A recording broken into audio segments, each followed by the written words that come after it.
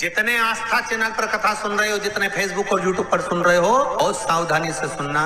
तो जिनकी यहाँ संपदा की कमी होती है, वैभव की कमी होती है, लक्ष्मी की कमी होती है, प्रतिष्ठा की कमी होती है, धन की कमी होती है, उसके लिए महाराज शनिवार के दिन अगर शिव की आराधना करी जाए, शनिवार के दिन अगर शंकर को जल चढ़ाया जाए, तो जिंदगी में व्यक्ति की पैसा घर में नहीं आता हो, बहुत चिंता लगी रहती हो, लक्ष्मी से जुड़ी हुई, व्यापार से जुड़ी हुई, पैसा आ ही नहीं लिया, बहुत मेहनत कर रहे हो, कर्जे से मुक्ति पाने के लिए, व्यापार की वृद्धि के लिए केवल एक देवाधिदेव महादेव की आराधना पारिजात के फूल से करी जाती है।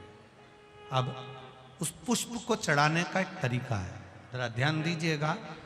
पंच पुष्प शिव महापुराण की कथा आप लोग सुनने के लिए बैठे हो, बड़ी आस लगाकर बैठे हो, उसको समझिएगा।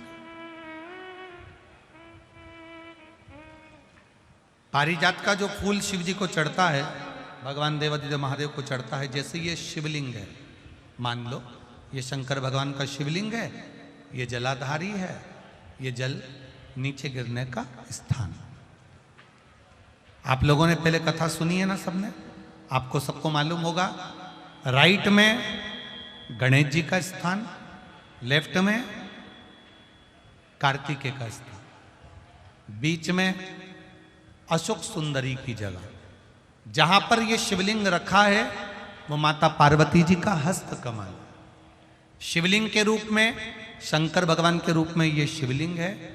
ऊपर से जो एक एक बूंद जलाधारी नीचे गिरती है, वो शंकर भगवान की 5 लड़कियां, जया, विषहरा, शामली बारी, दौतली और देव, ये शंकर जी की 5 बेटियां हैं।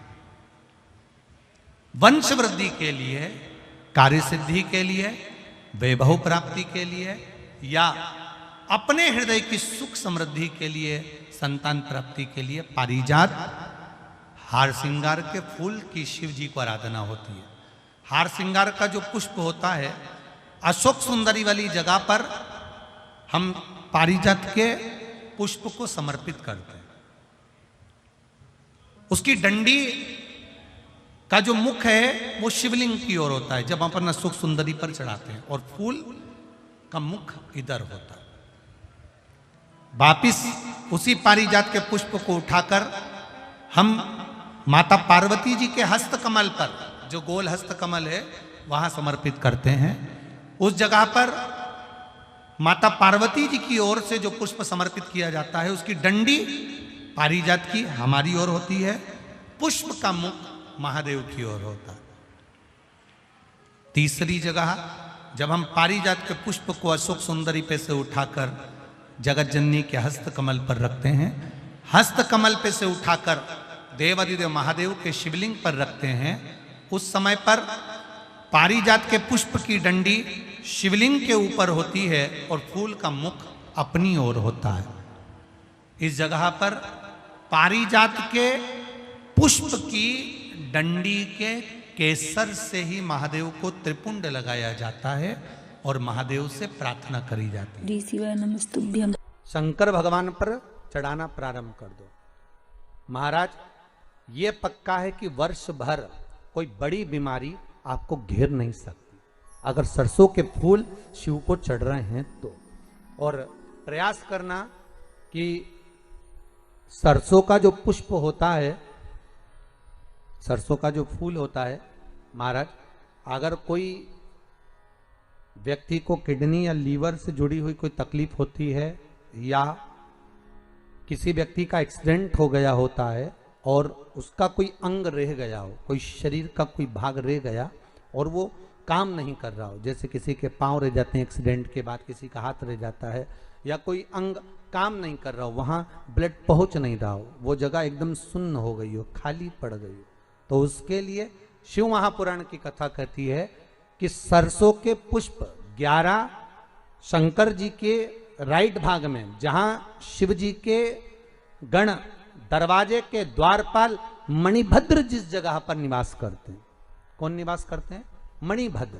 शंकर जी के दरवाजे के द्वारपाल हैं मणिभद्र जी। तो मणिभद्र दरवाजे के द्वारपाल में राइट भाग में मणिभद्र जी विराजते हैं। मतलब राइट भाग कौन सा हुआ? जब आप मंदिर से बाहर निकलेंगे तो राइट भाग, मंदिर में प्रवेश करेंगे जब राइट नहीं होना चाहिए, आप मंदिर से जब जाएं तो राइट भाग। मतलब आप मंदिर से राइट से जाएंगे तो शंकर जी का भी राइट हो जाएगा, क्योंकि शिव जी ऐसे बैठे हैं तो शंकर जी का भी राइट हो गया, देवता उनका भी राइट हो गया, तो राइट भाग सीधा हाथ। मणिभद्र जी का स्थान, 11 सरसों के पुष्प मणिभद्र के उस द्वार पर आप रख दीजिए, और मणिभद्र के द्वार पर रखकर अंदर जाकर 108 वापिस जब आप बाहर निकल रहे हैं, ये पुष्प आप रखने के बाद एक बार बाहर जाएंगे, फिर वापिस आएंगे मणिभद्र के रखने के बाद, और अंदर जाकर 108 सरसों के पुष्प शंकर को समर्पित करेंगे महाराज। उस सरसों के पुष्प जो शिव जी को आप समर्पित कर रहे हैं उसको वापिस लेकर आएंगे, श्री शिवाय नमस्तुभ्यम बोलकर उस सरसों के पुष्प को महाराज सरसों के तेल की बोतल में उसको डाल लीजिए। शंकर भगवान को किसी भी प्रदोष में, शाम के समय प्रदोष काल में उस तेल को वापस ले जाकर चढ़ा दीजिए शिव जी को, उसको वापस लेकर आ जाइए। उस तेल का प्रयोग आप नाभि में डालिए, और जो शरीर काम नहीं कर रहा उस स्थान पर कम से कम 15 दिन 20 दिन तक उसकी मालिश करना प्रारंभ करिए। बाबा चाहेगा तो चलाने का प्रयास कर देगा, और वो अंग, वो शरीर काम करने लगेगा।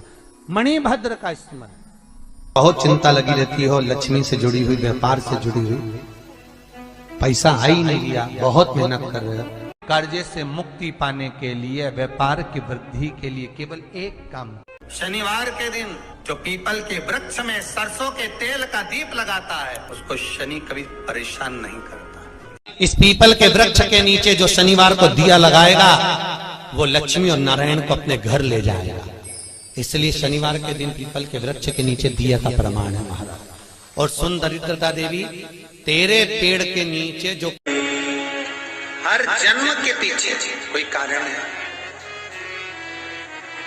शिव महापुराण से एक बात अच्छी लेकर जाना, क्या चाहे राजा होए चाहे रंग हो, गरीब होए चाहे अमीर हो, प्रत्येक मनुष्य को भगवान एक बार संभलने का मौका जरूर देता है, और उस संभलने के मौके में जिसने चौका लगा लिया वो आगे निकल ही जाता है।